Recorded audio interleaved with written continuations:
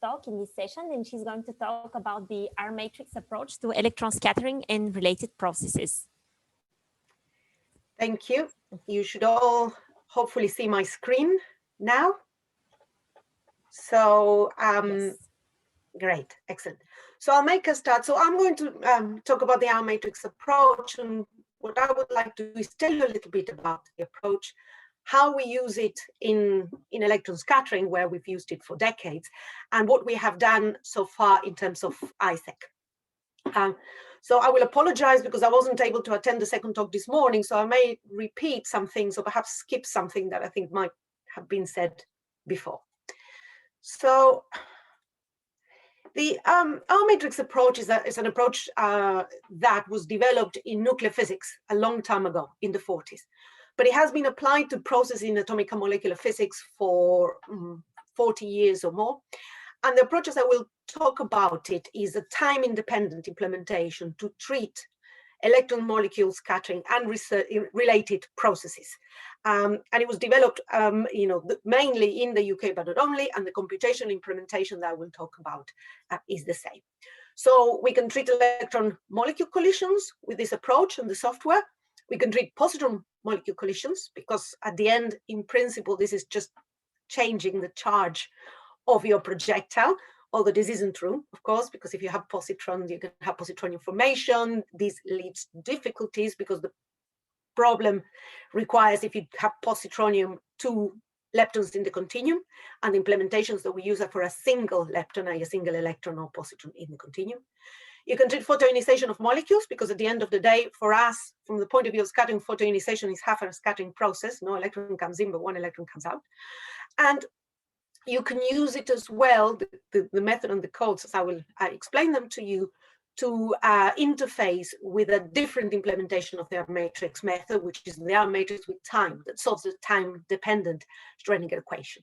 So using this RMT approach, you can treat things like molecules in strong fields, high harmonic generation, processes like this.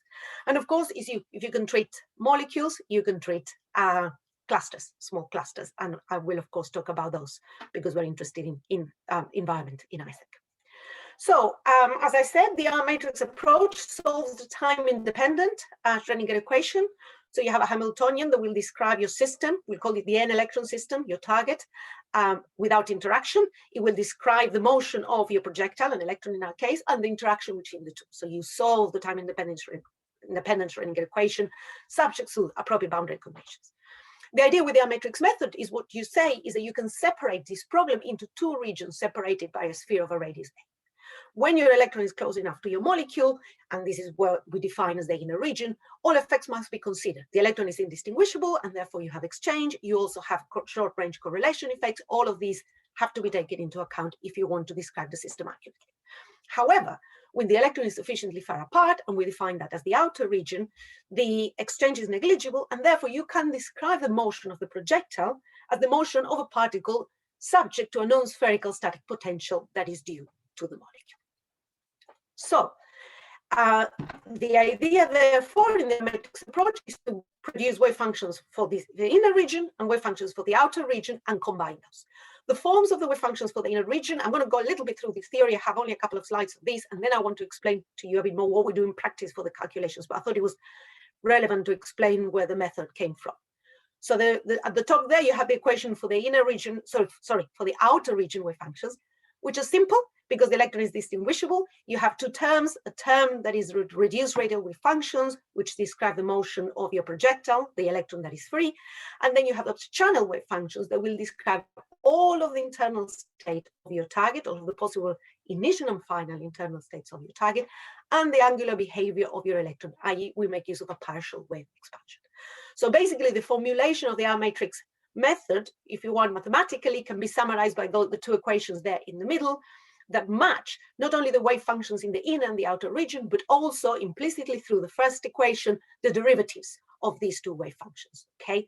And in here, the L is the block operator, and this block operator is added to the Hamiltonian for the n+1 electron system to ensure that the matrices that have to be diagonalized are Hermitian in the inner region, okay?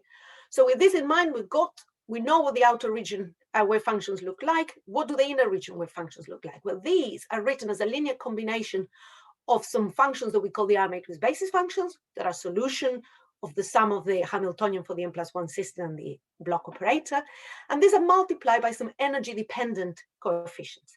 In practice, for most of the problems we will want to solve, we never explicitly calculate in scattering the energy dependent coefficients. If you're doing photoionization, that's a different story. But if you're not, you don't have to calculate those. So notice that the energy dependence here comes only from those coefficients, and that the R matrix functions are energy independent, so scattering energy independent. And that is one of the big powers of the method. So if you then project your inner region wave function onto the channels, you get onto this equation. And if you do a little bit of work, which I'm not going to go through, you get a definition of the R matrix that basically links the radial wave functions to their own derivatives at the boundary between the inner and the outer region that is defined by the R matrix radius. So the R matrix, as it is in matrix form, is in this expression down here, which is basically a combination of a diagonal matrix that contains the scattering energy, a matrix that contains the eigenvalues associated to the R matrix basis functions, and a term that is called the boundary amplitudes. So these are basically, if you want, linked to the projection of the R matrix basis functions onto the channels at the boundary. So in summary, this is what the method is. What do you do with the R matrix then to get scattering quantities? I will tell you a little bit later on. But let's go back to, in practice, what one would do if one needs to use this method to treat, say, electron collisions from molecules or Isaac. So the first thing we do is that we work within the fixed nuclei approximation. So we fix the nuclei normally in the ground state equilibrium geometry, but it could be any other geometry, which means that we neglect the nuclear motion. That does not mean that this cannot be used to treat problems that involve nuclear degrees of freedom. We do, for example, use data that we get out of these codes to calculate rotational excitation cross sections, or if you're interested in processes like dissociative electron attachment, that include understanding resonances and how a wave packet moves within a resonance surface, you can use data that we obtain, the same with dissociative recombination, etc. But we use it within the fixed nuclei approximation. So as I said before, in the inner region, exchange and correlation are important. If you want an accurate description of your system in the inner region, you need to use an explicitly multi-electronic wave function. We therefore use many of the tools of computational chemistry. We use basis set methods. Our wave functions are multicentric. And therefore, that is the computationally hard part of the calculation, but energy independent. In the outer region, the exchange and correlation are negligible. Therefore, you have one explicit electron. You can use a single center expansion, and the interaction between your projectile, your electron, and your target, your molecular cluster, can be basically described in terms of a long-range multipolar expansion. So that's the basis of the method. And let me show you a little bit of the ingredients that go in. So the first thing one needs to do is to define these channels, i.e. to model all of the possible initial and final states of your target. So again, as I said before, it's quantum chemistry. If you want to do something simple, you may just use a Hartree-Fock description of your ground state, for example, of your molecule. So you use a single Slater determinant and you use Hartree-Fock orbitals. If you want to describe excited states, that's in general not a very good approach. So we go and use things standard like CAS-SCF or state average CAS-SCF orbitals using Gaussian basis sets, and we use a multi-configuration description of the wave functions.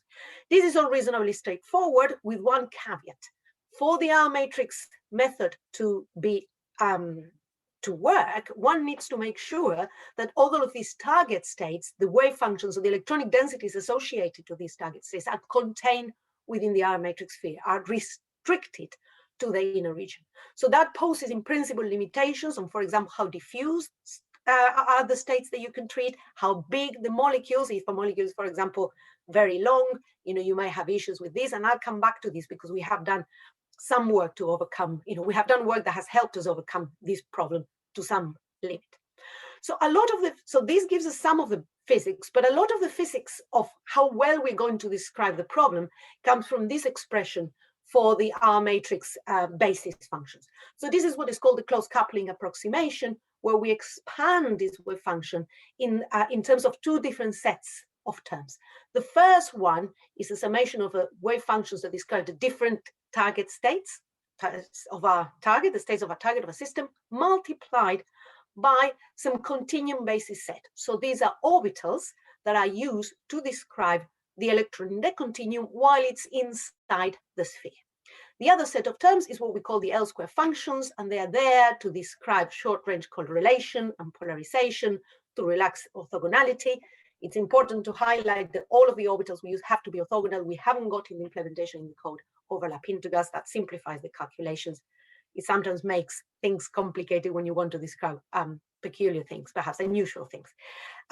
These L-square functions are all built from molecular orbitals, from bound molecular orbitals.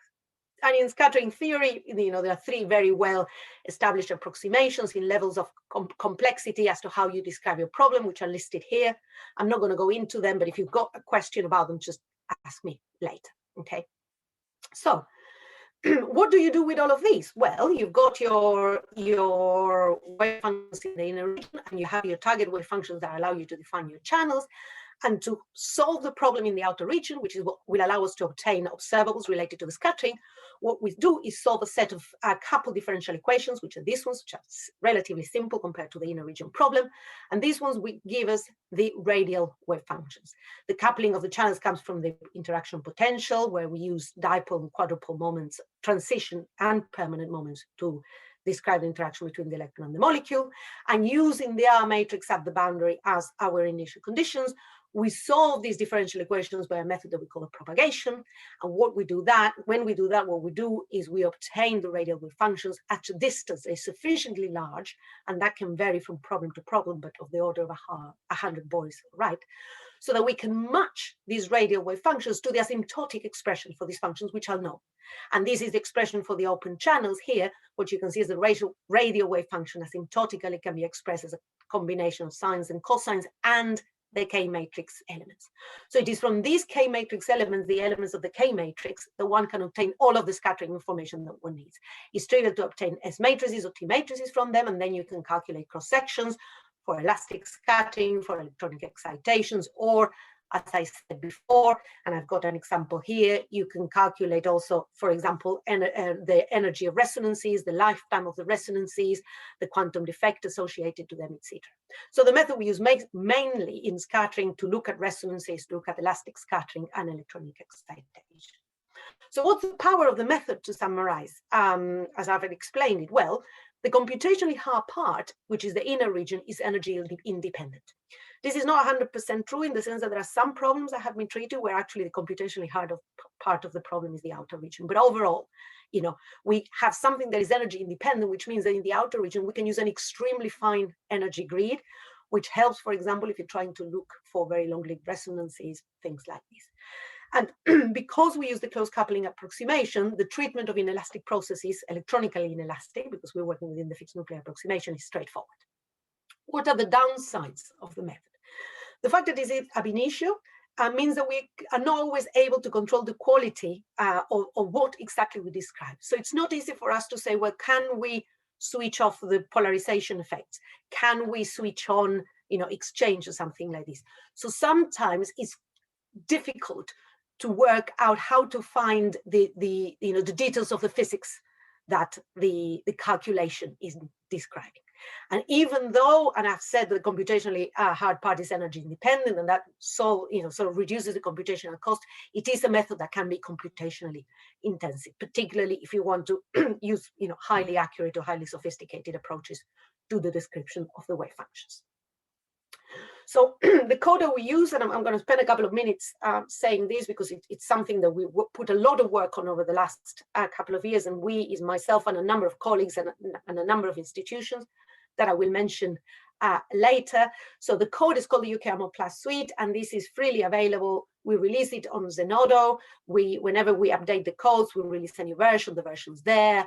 It has a DOI associated to it. And last year, we published a paper in Computer Physics Communication that describes the details of the codes and the underlying theory as well. Anybody can download it. We hope that we've made it reasonably easy to compile. Whether anybody can easily run it, I would say the answer, unfortunately, is still no. And that's in part because we don't have good enough documentation. But it's not impossible, particularly if you have some understanding of computational chemistry. So let me give you an idea of the kind of things that we can do in terms of the size of calculations. So, you know, when I started working with this code was in 2000, we were doing electrons cutting from water, and we thought that that was the edge of what we could do, and this was just 10 electrons. But as we started improving the codes, we were able to run, myself or colleagues, for example, at University College London, were able to run calculations with more than 1,000 channels in the outer region. We have looked at electronic excitation for molecules with 56 electrons, which is quite big. We can do calculations that require diagonalizations of Hamiltonians that are of 250,000 configurations and more nowadays. And we can run calculations where the R matrix radius, the radius of the R matrix box, is 100 Bohr. And this is a great advantage because it means that we have less of a limitation on how big or how diffuse a target system we can put inside the R matrix box. And the reason why we can use these very big R matrix spheres recently is because we moved from using only Gaussians to describe both the bound and the continuum orbitals to using a mix of Gaussians and B-splines. So Gaussians are wonderful if you want trying to do 1 and 2 particle integrals, because of course the product of a Gaussian is another Gaussian, and the integrals of Gaussians are analytical overall. So if you use only Gaussians, you have high accuracy and a very fast calculation because you need most things analytically. If you bring B-splines in, and I'll show you with the figure then why that makes an advantage, you have to do the integrals numerically, which means that you have a much higher computational cost for a reduced accuracy of your results. So what you're trying to do when you're trying to describe the electron in the continuum is describing the radial part of our function that is oscillatory. It's like a Bessel function or a Coulomb function. If you try to use Gaussian center in the center of mass of the system, like the purple lines here at the bottom, it reaches a point where no linear combinations of these Gaussians will allow you to describe some oscillatory behavior. B-splines you can put on a longer range of radial distances on several points. And as you can imagine, with these red lines, these the B-splines, it's very easy to model oscillatory behavior. And we have a library, GTO lib, that allows us to do all of this. And again, that's also released on Zenodo and is mainly the work of Zdeněk Mašín, who is now at Charles University, Prague. So let me show you with these some of the examples from electron scattering. And I know we're here to talk about other processes, but I want to show you this because it's related to the things that we're going to look at later on. So pyrimidine is the molecule that you see up there. It's like a benzene ring with 2 carbons substituted by nitrogen. And the reason why we looked at these molecules is because we were very interested, the whole community, the electron molecule scattering community, were very interested in looking at electron collisions from biological molecules, so molecules of biological relevance.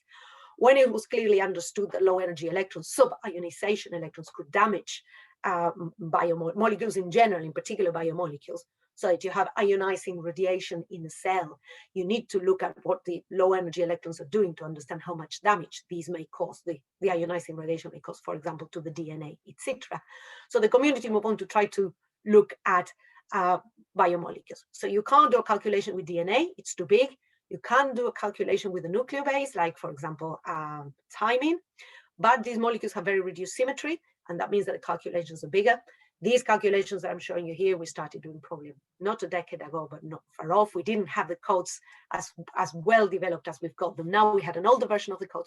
So we thought we're going to use a molecule with more symmetry to try to understand what is happening. So pyrimidine, we did some calculations, is a 42 electron system. You can see the characteristics of the calculations there. And what we could obtain that were of interest to us was, on one hand, the resonances that formed, because these are the resonances that then may lead to this process known as dissociative electron attachment. And on the other hand, we were getting cross-sections, both elastic cross-sections and cross-sections for electronic excitation. When we did the calculations, we had nothing to compare to. But fortunately, a few years later, just before retiring, Michael Allen, who had a group in Switzerland, in Freiburg, used his electron energy loss apparatus to run measurements for pyrimidine. So that's what you see here. Electron energy loss, I'm sure most of you here know what the experiment is about, but the idea here is that you fire a beam of electrons with well-known energies. You want that your uncertainty in the kinetic energy of the electrons is as small as possible. And then what you do is they interact with your gas, with the molecules that you have, and then you measure the electrons, both the angle in which we've been deflected, the scattering angle, and also you can quantify how much energy was lost, how much energy was lost by the electrons. So that's what an electron energy loss does, and therefore what it allows you to do is to look at if you can detect, for example, electrons that have lost the energy that is linked to the excitation energy for a state, you can measure the cross-section for that particular state. So you can see an example here of electron energy loss spectra from Michael Islands for pyrimidine. The one on the left, what it shows is all the excited states. So this is energy loss here at the bottom, and here these are the singlet and the triplet excited states in the molecule of pyrimidine. And the reason why I show you this is because sort of all of these numbers indicate the states. The reason why I'm showing you this is because I want to show you that there are a lot of electronically excited states here. And what that means is in the case of this molecule with this experiment, the measurements cannot be for electronic, excitation into specific state or excitation of a specific electronic state, but it has to be groups of states, states that overlap. So this is what they call bands. And the experiment, if you look on the right here, it splits the spectrum above the first excitation threshold into different bands that are comprised of a number of electronic states. At lower energies, you can look at the electron loss and look at the vibrational excitation. So let me show you the comparison between experiment and theory. And if you've heard me give a talk before, in all likelihood, you may have seen me show the results, because the agreement between experiment and theory is so fantastic that we were really, really pleased with this. So what you've got here is two cross-sections for electronic excitation. On the right is for range 1, so it's a set of states, and on the left is for range 2, is another set of states. And the red line, the red jagged line, is the experiment, and the black line that you can see is the cross-section calculated, adding the states that the experiment reaches, okay? So the first thing that you can see is that the size of the cross-sections is the same. The size of the experimental and the calculated cross-sections is the same. And this is fantastic, because the experiment measures absolute cross-sections. They use their elastic cross-section to determine the absolute size of their cross-sections. They haven't used our results to resize their results. So we're on the right side in terms of the size. And the other thing that you can see there is that all of the peaks, the broadish peaks, not the jagged things, but the broadish peaks that you can see in the experiments, we can see in the calculations. And these peaks, these bumps, correspond to resonances, to core excited resonances. And there wasn't, until these experiments, any confirmation of calculated resonances for this kind of biomolecules. So the comparison with experiment allowed us to confirm that 7 of what we call core excited resonances that we sort of identified in our calculations are also seen in the experiment. There is a reason why these features are slightly shifted to higher energies in the calculation. If you're curious about that, you can ask me later. So there's one thing I wanted to tell you is that these electronic excitation cross-sections are about 2 orders of magnitude smaller than those for elastic scattering in pyrimidine as they're measured. The other thing we did is what I would call a standard electron scattering is to look at the effect of hydration. So what we were interested here, this is no longer pyrimidine, this is a real nucleobase, this is thymine, which is the molecule that is here surrounded by 5 water molecules. So what we were interested in is trying to understand whether the presence of water would modify this process that is called dissociative electron attachment. And therefore, we started by saying, okay, can we see how the resonances that would lead to dissociative electron attachment change when the molecule is surrounded, the molecule of interest is surrounded by water molecules? So we ran some calculations surrounded thymine by 5 water molecules. This is more than 100 electrons. This is the, I think, biggest calculation we'd ever run. Because the system is so big, we had to use very, very simple models, whereas the other one, the pyrimidine, was the best that we could do at the time. This one is run as what is called the static exchange approximation. So what you can see here on the left is our results, and what they show is 2 of the resonances present in thymine. So the black lines correspond to the show the results for the isolated molecule, and the blue line shows the results for this cluster, okay? And the 2 different cluster geometries of what you can see is that the resonances indeed move. They shift in energy, and also they change their width, which is they change their lifetime. If you look at those results, you wouldn't necessarily think that the dissociative electron attachment process is going to change very much. However, while we were finishing these calculations, it was an experiment from Jaroslav Kocicek and colleagues. This is a group in Prague, where what they did was measure dissociative electron attachment. So this is hydrogen detachment. So you've got uracil, you fire electrons and hydrogen goes away.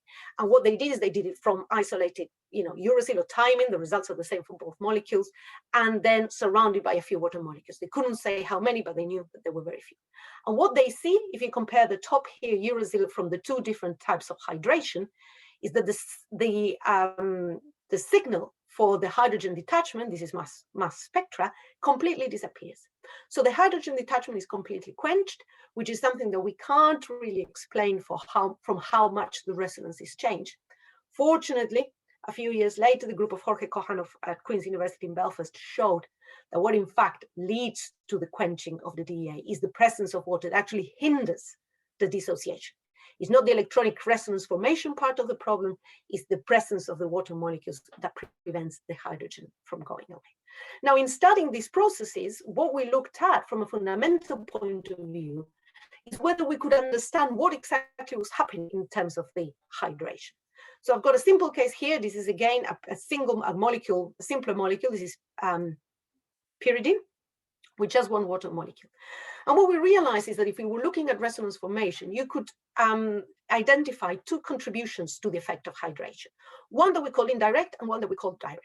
So when you have sort of dimers like these small clusters that form, even when they're hydrogen bonded, the molecule of interest, pyridine in this case, will change geometry slightly.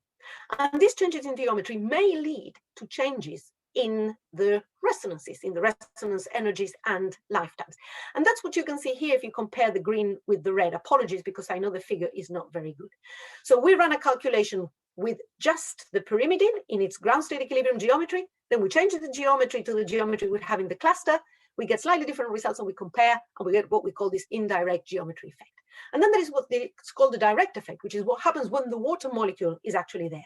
So in this case, we run the calculation with just pyrimidine, but in the geometry of the cluster, and then we run the calculation with the cluster, and we see the differences. And that gives us the direct effect.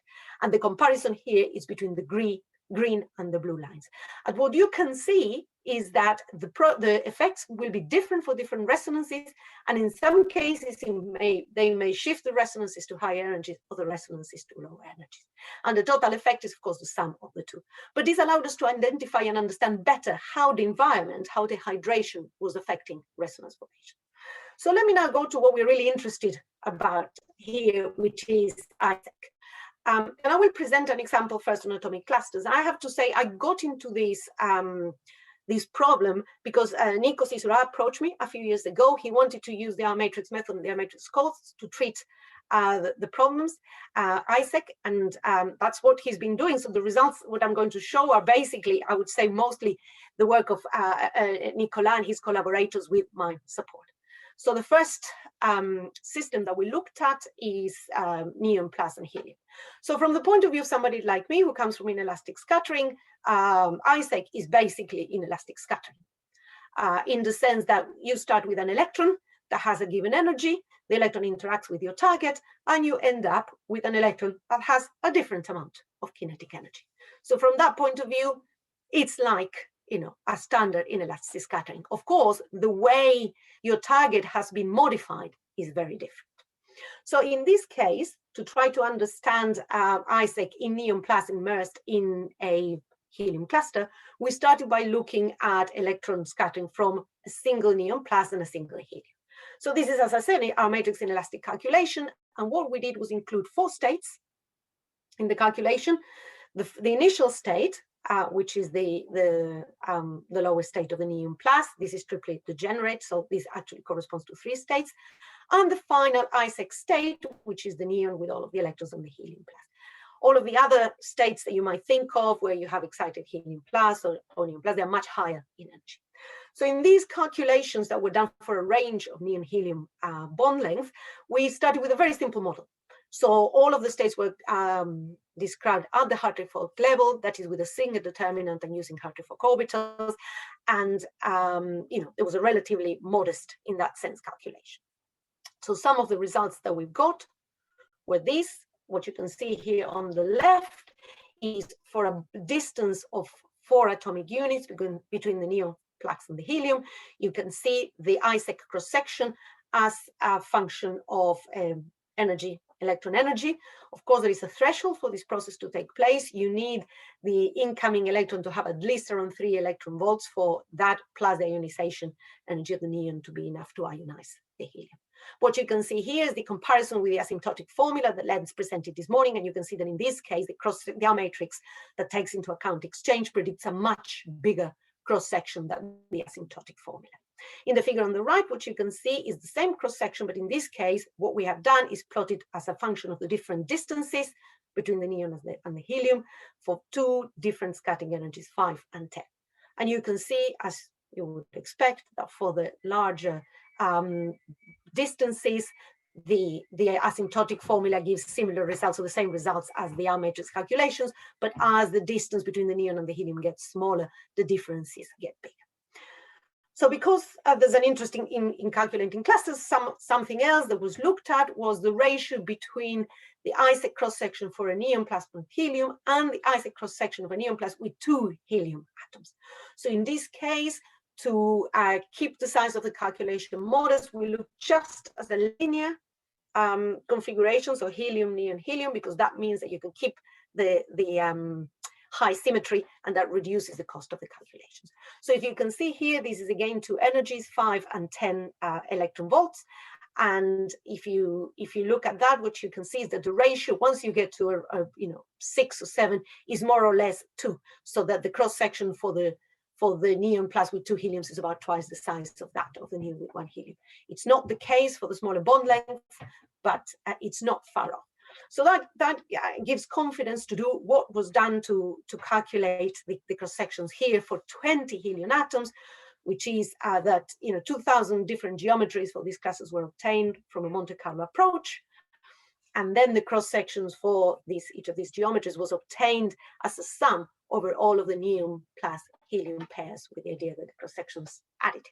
And the results that we get are these that you can see here. This is what I would call an electron energy loss, like spectra, like the ones I show you for pyrimidine, but these are simpler in a way. So the black lines show the cross sections for 5 and 10 electron volts. At 0 energy, you have the elastic cross section. And at just about 3 eV, what we have is the Isaac cross-section. The red bars here correspond to the asymptotic formula, which, as you would expect from the picture I showed you before, gives much smaller results. So what you can see is the Isaac cross-section is around 2 orders of magnitude smaller than the elastic cross-section. But we think that in terms of experiments, that's fine. But if you wanted to do electron energy loss spectra, for these systems, if pyrimidine you can get accurate results, we should be able, I would expect that the experimentalists are able to measure these cross sections. So let me show you now some results that I hope Axel has mentioned something about, and this is what I would call Isaac for molecules. So this is a different system here. What we have is a water molecule and a proton. So the kind of configurations, again, if you keep the symmetry of the system, you reduce the size of the calculations. Again, here what we looked is at different geometries where the proton is separated from the oxygen by a radius r. So this is slightly different in the sense that, and I hope this table in the middle that I put together in a hurry last night conveys this well, that the initial state that we're interested in, this proton plus water, is not the lowest energy state of the system, okay? Because that state that I'm talking about is actually proton, is the second one here. Okay, the lowest energy state is the ground state of H2O plus with the hydrogen with 1 electron. So in principle, the Isaac process is open, energetically accessible even at 0 energy. And of course, in the Isaac, you have several states that can be accessed, the one that is energetically open, one that is a little bit higher, and then another one is a little bit higher. And then of course, you also have present excited states of water. So there are a number of states there that are accessible. And what that means is that this calculation, we had to do much more sophisticated cases. The approaches, so we use state average CF orbitals, a configuration interaction description of the target, and we included all of these states that you see in this table in the calculation. These are the energies of all of the states that were included for a radius of, for a distance of 8 Bohr, to give an example. And as you can see, the initial state in this process is here, which is around 2.5 eV above the lowest energy state. So in the figures I'm going to show you later on, the 0 of energy is set here, okay, at that state. So let me show you some of the results. And what we got here are Isaac cross-sections for different proton-water distances of 6, 8, and 10. And these are all multiplied by r to the 6, so they're easily put in into a single figure. So the first thing you can see is that there's a lot of structure here. For comparison, this is the neon helium cross-section at the bottom in black squares, and that one has no structure because any possible states that contribute to the structure are energetically outside this range. So what the structure is these are Fano profiles, and what it basically means is that these are resonant structure. So these are resonant states that are affecting the cross-section. So what we did is look a little bit at what the nature was of these resonances. I'm not going to tell you very much about that because I think there's still a lot for us to do. But what we could see is that in some cases, the resonance states did not contribute to the Isaac cross-section or the Isaac process, also that they did affect the cross-section.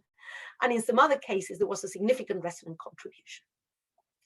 Now, let me show you a little bit more of an analysis of those. And what we did is, instead of looking at the total Isaac cross-sections, we looked at the contributions of the specific symmetry. So when you do these type of calculations, because you're making use of the symmetries of the system, you solve the problem for each of the symmetries that contribute to the total problem.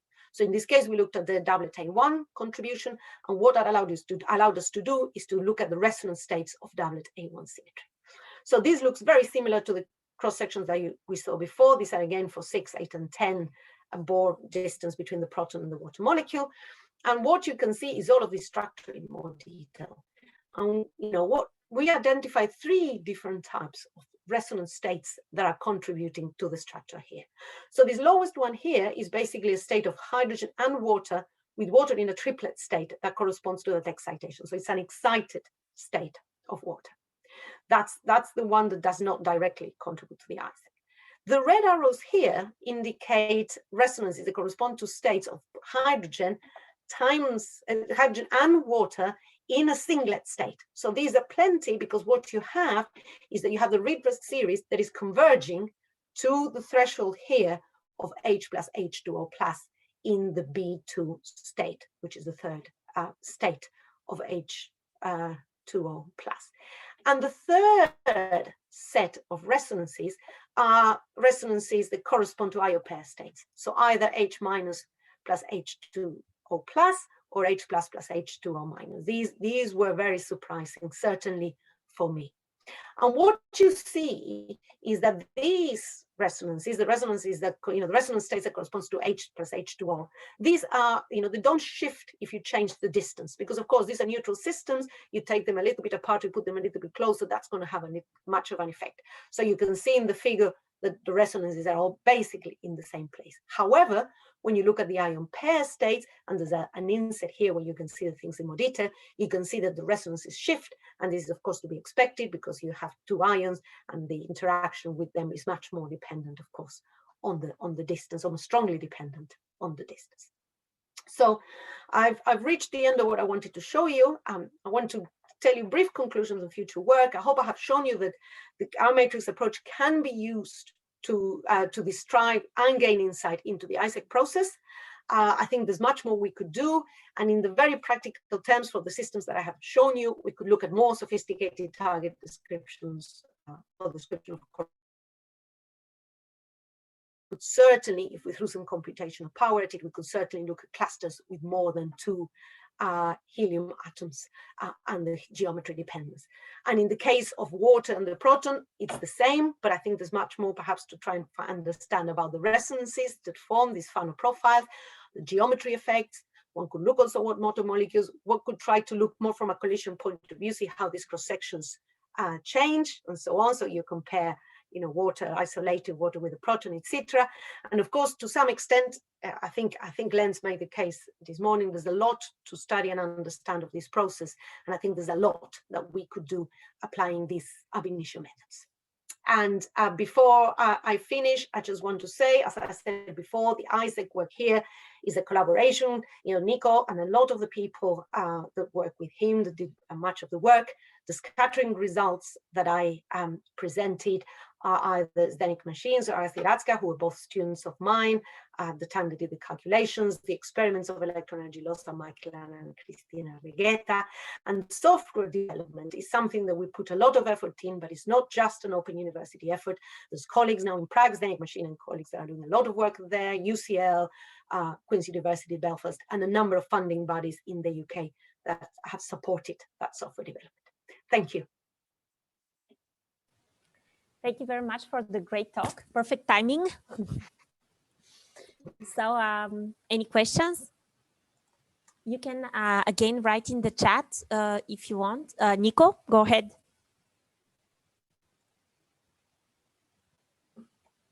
Okay, thanks, Jimena, for the talk and for showing our recent results. I would like just to comment on the UK package. It's really general and efficient. And just to illustrate that, we use also the package for studying ICD. So we can do ISEC, ICD. It's really a nice tool for that, and it's quite efficient. I just run last week with 2 water molecules, so proton with 2 water molecules, and it took only a few hours to do the calculation. So I just wanted to point this. Yeah, so that was my comment, and I have a question.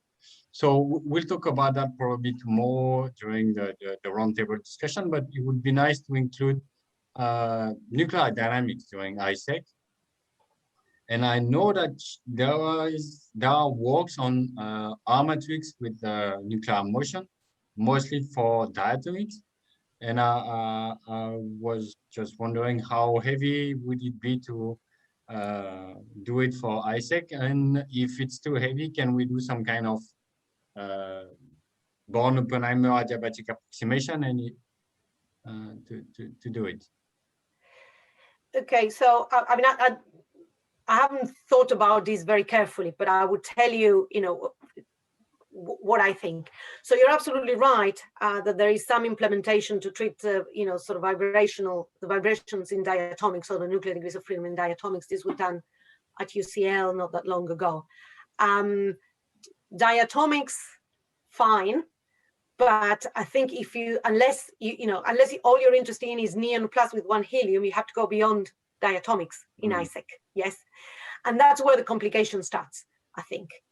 Because even in a process that I would say, people have desperately been looking at for more than a decade, which is dissociative electron attachment, trying to treat several degrees of freedom is nuclear degrees of freedom is very complicated. So within the R matrix approach, I would not be looking in the short or medium term to have the degrees of freedom there. But there are things that could be done, extracting perhaps some of the data from the R matrix to then do, say, for example, nuclear dynamics or things like this. This is what you do with dissociative electron attachment. Colleagues in Prague do this, Martin Čížek, Karel Hufek, for example. And we're looking at, with a colleague in Madrid, we're looking at what we call dissociative excitation, which is the excitation, the electron-induced excitation into dissociative state, and trying to see if we can do some nuclear dynamics on, both the bound and the resonance states coupled in some way to try and find out how the process takes place.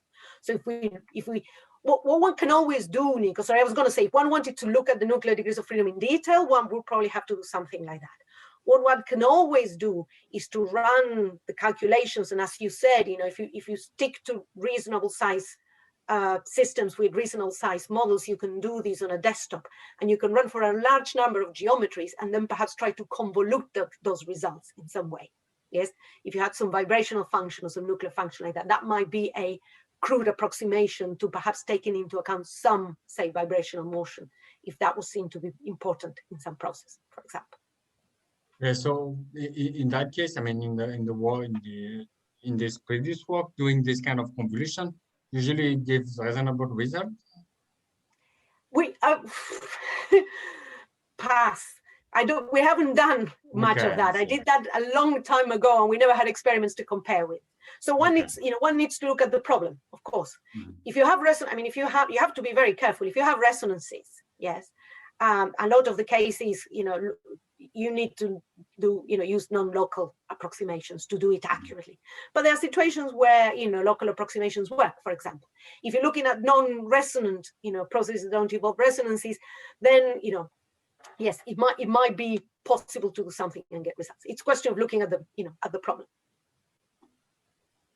Thank you. Thank you very much. Other questions?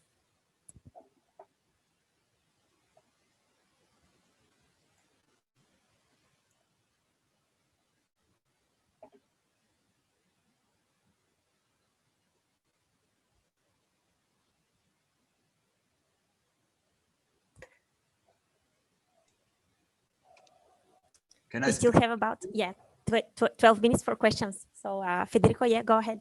Yeah, can you give me an idea for that, especially for ISEC, how big you think you could go? I see it a problem with the compact molecules that you can go further, but if you have, let's say, a few hanging around systems, how far could you go? So this nowadays, to some degree, is a question of how much computational power you can throw at it. So I showed that, say, for H2, which is of course the simplest system you can use, calculations were run for an hour matrix sphere with a radius of 100 Bohr. These were big calculations, okay? But one could think of using 50 Bohr or something like this and put several water molecules. We did calculations for thymine, which is not a small molecule, with 5 water molecules around. So those calculations are doable, probably, but we're talking possibly using a high-performance computer. So not a desktop machine, is going and using either a university-level resource or a national resource. But I think they can be done. Thank you. Federico? Sorry, Nimrod. Federico wanted to ask a question first, and then it's your turn. Yes, I have a basic question.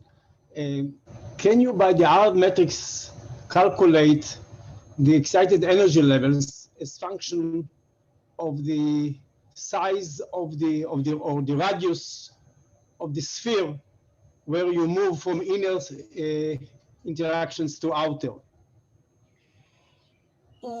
Are you asking about the energies of the target system or the whole N+1 system? The whole. Yes, you can, because you can run calculations for different radii. Yes.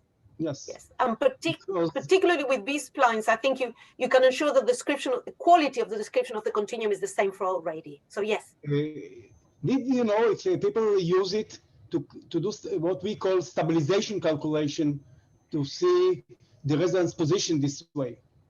No, we don't use it for stabilization calculations, because we look at identifying the resonances from either calculating eigenphase sums, i.e. phase shifts, and then fitting Bragg-Bittner profiles, or nowadays more looking at time delay, so calculating the eigenvalues of the time delay matrix from the S matrix, and therefore fitting, again, to Lorentzian peaks there.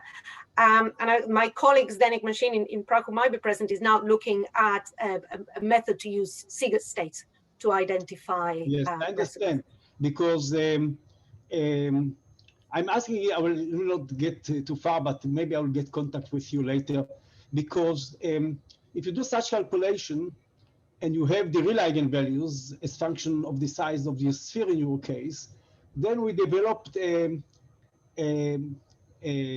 code which is actually can be used as a black box for the user, where you can get, by analytical continuation, you can get the complex eigenvalues of the resonances. And even if you calculated the dipoles, you can calculate the complex dipole transitions this way. So if you want to know what is the pulse of the scatter matrix, you don't need to calculate the S matrix or time delays and what you say, you get it directly. So this is why I'm asking it.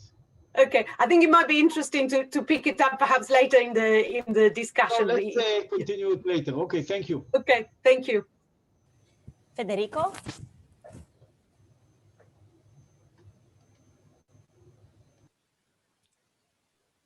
No. Okay, then Elke. Hi, Jimena. Sorry. There was off. My mic. Okay. Mic Yeah. off. Okay, go ahead. Oh, sorry.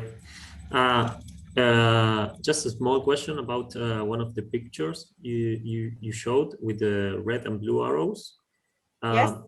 I just wanted to ask if this movement you see in the different resonances.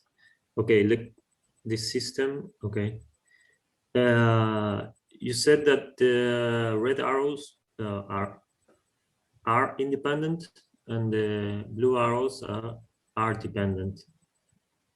So I didn't get, so I missed that part.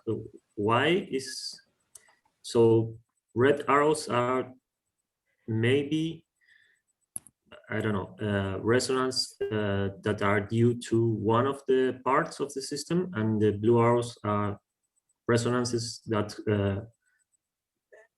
are due to both parts, or not? Is not the case?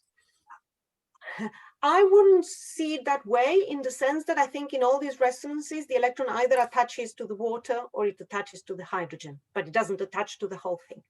But the difference is this: the resonances that are linked to the red arrows are basically two neutral subunits, if you want, hydrogen on one side and water on the other. So you pull it apart or you bring it closer, the change in interaction, if you want, is not so strong. If you stay to some, larger distances, if you get very close, of course, that's going to be very different. Whereas the blue arrows correspond to both cations. One will be a negative ion, the other one will be a positive ion. Either you have H plus and H2O minus, or H minus and H2O plus. So you have two ions interacting, and therefore that interaction, yes, is very strongly dependent on the distance, yes, in the sense that as you pull them apart, you get them closer, you're going to have a change in the energy, a stronger change in the energy of these states, and that means that the resonance is more. Does that help? Yes, I think yes. Thank you. Thanks. Elke? You compared the cross sections of the R matrix and the asymptotic approach, and of course you have a threshold where the process occurs. And I was wondering if you get this threshold as a result of your computation, or whether this is something that you have to put in externally. No, we get the threshold by default. In some sense, this is why what I was saying to you before, that because you do things ab initio, you don't have full control to some degree. Because this threshold for us comes from the energy difference. Sorry, if you can see the slides, say in the case of the neon and helium, there's an energy difference between what is our initial states, which is neon plus helium, and the neon plus helium plus. And that energy difference is given by the calculation that we run. We solve the Hamiltonian, if you want, we solve the eigenvalue problem for this system, and we get energies for the different states. And what energy we get is what we get from the model, and that gives us a threshold. Okay, and another very small one, when you again compare the cross sections, the cross section that you get from the R matrix approach is much higher than from the asymptotic approach.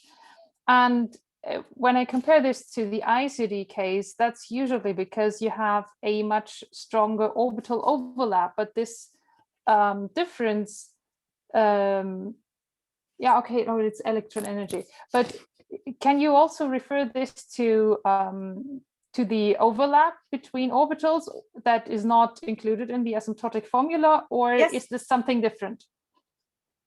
No, I think that's it.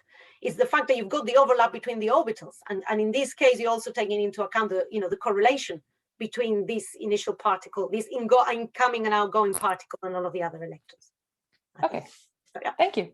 Yeah. Can I just say something? We can cheat slightly. If we wanted to modify the thresholds, we can kind of tweak the program and shift them, up or down a little bit. But in principle, these thresholds are given by the calculation. Okay. Another question from Lenz. You're muted. Lenz, can you please switch on your mic? It's fine. Thank you. Yes. I thought I'm always heard, but it's a mistake. Can you go to the slide where the R matrix is written as W, a resolvent, and W? Yes. Mega? Sorry, that one. Yes, exactly. Would you be able to to add to the energy, the E in the resolvent, a kinetic energy operator of the nuclei and compute then the cross sections? So it means you will have to insert a kind of full set of vibrational levels between on both sides of the, or actually on one side of the resolvent. I'm tempted to say in principle, yes, but I will have to think about that, whether that's a sensible thing to do. Yes. In the sense that, yeah, in the sense that you at the end of the day, you do these to then match to some asymptotic expressions, yes, to extract your scattering observables. I agree, but you can then, you actually have to do it for every vibrational level, but you can smooth out maybe or something if the levels are dense, but else you have to do it for every vibrational level actually, yes. You will have to somehow.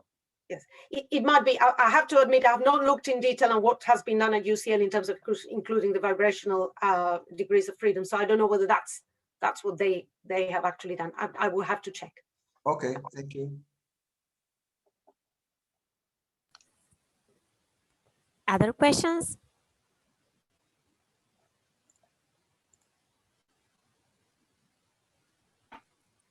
If not, then we can have a 15-minute break, 16-minute break until 3 p.m. and then meet again for the next talk. So see you in 15 minutes. Bye.